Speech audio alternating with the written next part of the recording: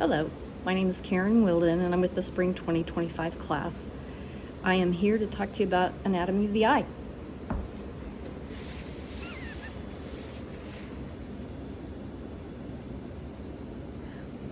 But first, one fun fact about the eye that I did not know previously and is from the Princeton Eye Group is that the shark cornea has been used in eye surgery since it is most similar to the human cornea.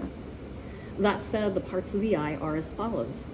First, the three layers of the eye include the sclera, or a tough white fibrous outer layer that protects the eye, the choroid, here's the sclera, the choroid, which is located between the sclera and the retina and provides blood vessels to nourish the retina, and the retina, or the inner layer that contains the photoreceptors, or rods for low light vision and cones for color and detailed vision, and receives light entering through the pupil, then converting them to electrical impulses and relayed to the brain through the optic nerve.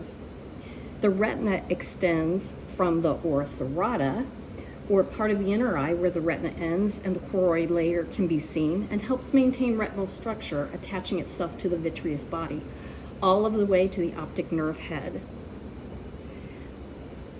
Next, the conjunctiva is the clear membrane covering the sclera and lining the inner part of the eyelids. It further protects the eye from irritants that would enter them and cause infection.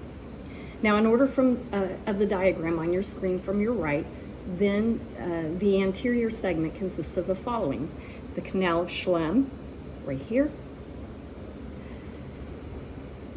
is at the end of the cornea and the part of the eye in which the aqueous fluid is regulated to maintain intraocular pressure with help from the trabecular meshwork, or the pathway that delivers aqueous humor into the canal.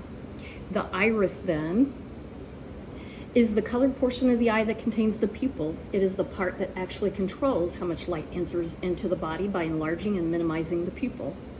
Then located behind the iris is the lens.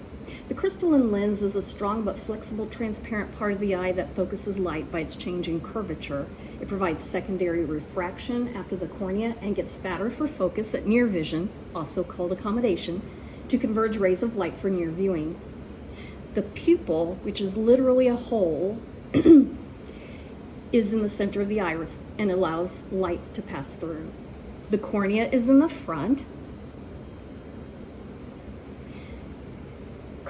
It's a curved, transparent part of the outer protective layer of the eye that provides 65% of the eye's refractive power.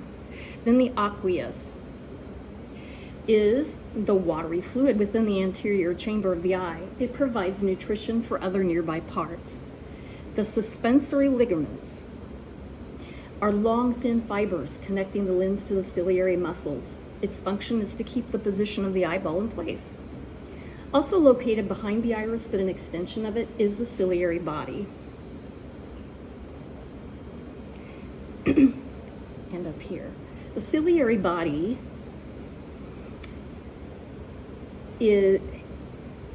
has muscles within it, and they cause the lens to change shape, as we discussed earlier. The ciliary body is where the aqueous humor is made as well.